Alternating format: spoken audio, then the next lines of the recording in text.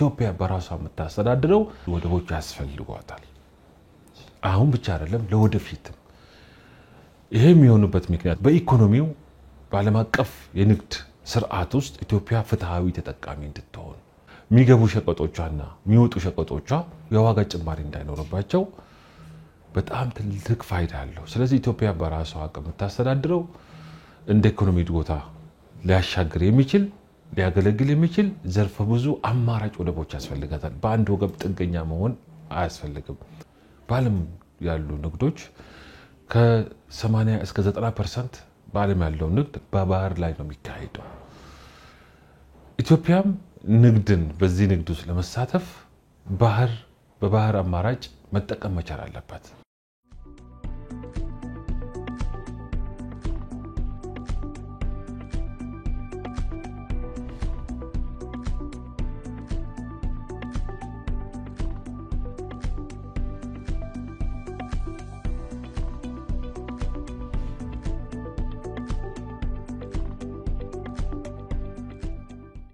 ይሄ ቀጠና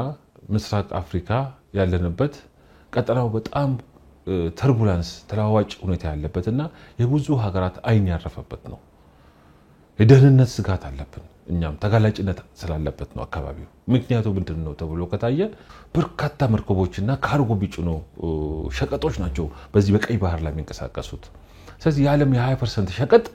በቀይ ባህር ነው የሚስተናገደው በስዊስ ካናል ነው የሚያልፈው ይሄ ኤሪያ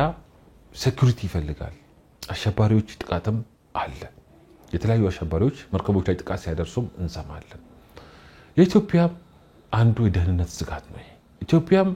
ሌሎች ሀገራት ወደ 11 የሚጠጉ እዚህ ጅቡቲ ጎረቤት ላይ የጦር ካምፕ መስርተው እዛ ጋር የሀገራቸውን ብሔራዊ ጥቅም ለማስከበር እዚህ ጎናችን ቁጭ ብለው አደራጅተዋል እኛም ኢትዮጵያ አስተማማኝ ውጤታማ የሆነ ብሔራዊ ጥቅም ሊያስከብር የሚችል የኢትዮጵያን ደህንነት የሚያስከብር ሸቀጦች በነፃ እንዲቀንሱ እንዲንቀሳቀሱ የባህር ኃይል ያስፈልጋል